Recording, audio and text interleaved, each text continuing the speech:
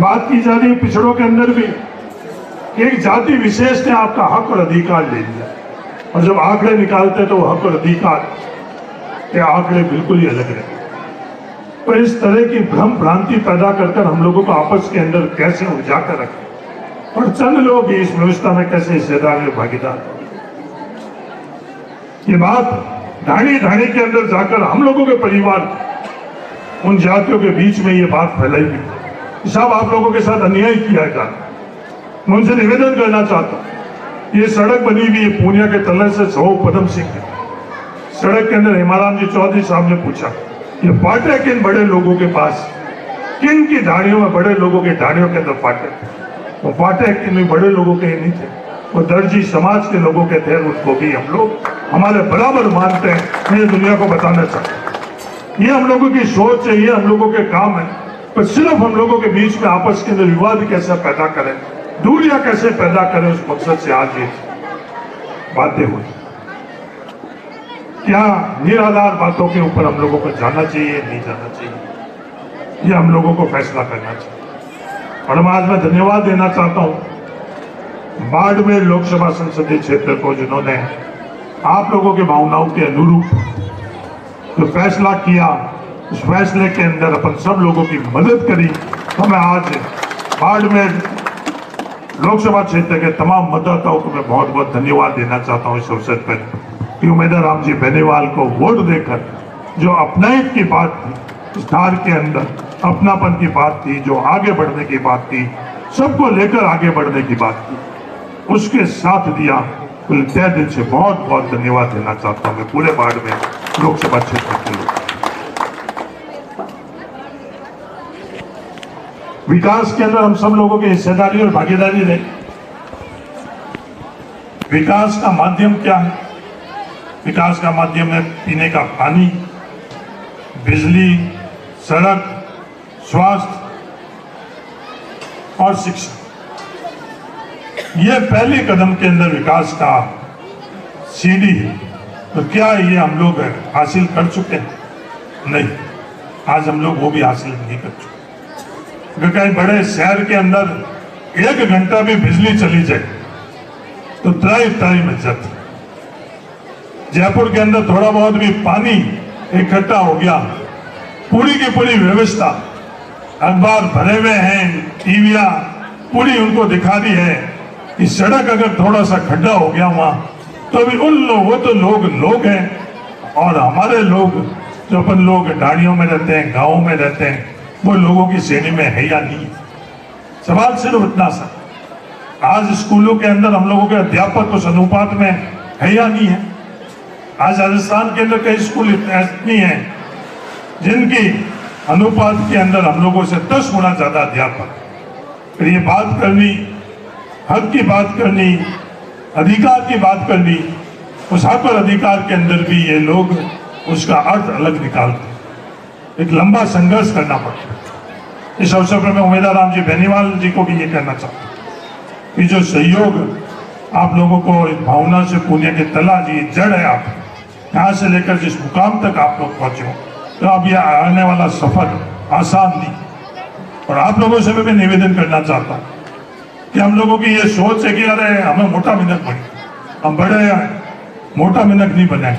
अब जो पहले का जीवन था, पहले का संघर्ष था, उससे कई गुना ज्यादा उनको संघर्ष करना पड़ेगा। ये हकीकत है। ये हकीकत और भ्रांतियों के अंदर अपने परिवार में अपने को समझना पड़ेगा कि अब जो व्यवस्था बनी हुई, इस व्यवस्था के अंदर अपनी आवाज उठाकर अपने अनुरूप फैसले कराने की पूरी की पूरी व्यवस्था आज वो हम लोगों के सामने खड़ी। इस व्यवस्था के अंदर सिर्फ और सिर्फ ताकत हम लोगों के पास कौन है? ताकत हम लोगों के पास आप लोगों का सहयोग, आप लोगों की मदद के अलावा इस व्यवस्था के अंदर कोई भी उम्मीदवार राम बेनीवाल के पास कुछ भी नहीं। उस व्यवस्था के सामने मजबूती से इनको संघर्ष करना है। संघर्ष कर हम लोगों के लिए फैसला करना। सब आवाजें आज शांत है, मौन है। वो आवाजें शांत और मौन क्यों है? डर और लालच के कारण। सब आवाजें सौदेबाजी कर दी। फिर ये आप लोगों की ताकत है कि उम्मीदवार राम बेनीवाल मजबूती से लोकसभा के अंदर और दूसरी जगह मजबूती से खड़ा। एक छोटा सा घटनाक्रम नहीं है।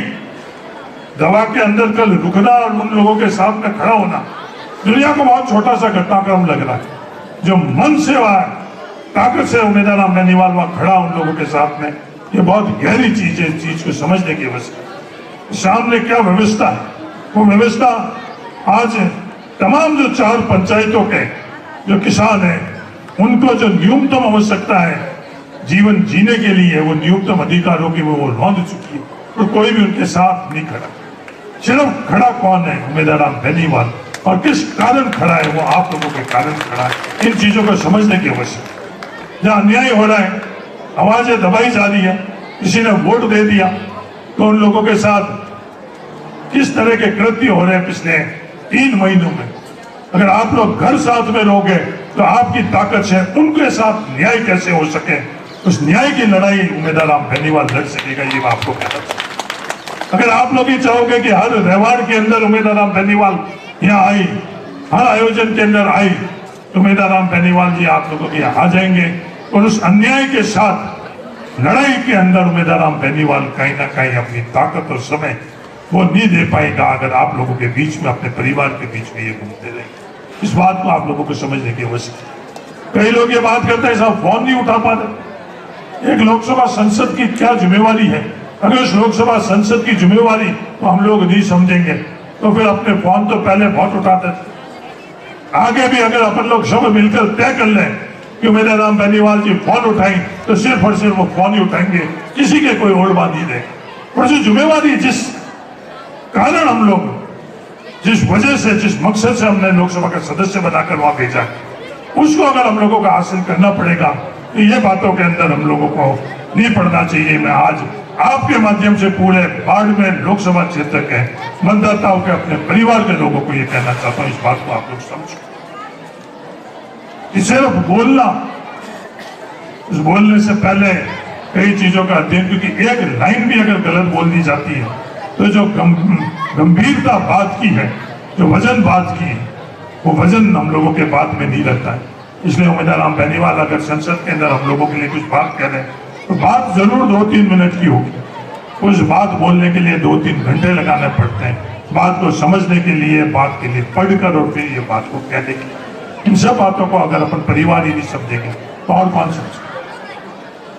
तो आने वाले 5 वर्षों के अंदर सिर्फ उम्मीदवार राम बेनीवाल जी की ये जिम्मेवारी नहीं है कि सिर्फ वो हम लोगों के बीच में रही, की एक बड़ी जिम्मेवारी है कि उस व्यवस्था, जो व्यवस्था पूरी हम लोगों के खिलाफ करी है, उस व्यवस्था के सामने हमारी बात मजबूती से रखें। हाँ, वो उस व्यवस्था के अंदर हम लोगों की हिस्सेदारी, भागीदारी नहीं बढ़ा पाए तो वो उसकी बात की हमको चिंता नहीं करें। पर आज जब हम मजबूती से बात रख रहे हैं, जब कभी भी व्यवस्था के अंदर परिवर्तन होगा तो इन्हीं बातों के आधार के ऊपर हम लोगों को 10 गुना और हम लोगों के लिए मजबूती से फैसले होंगे। इस बात का आभास हम लोगों को होना चाहिए।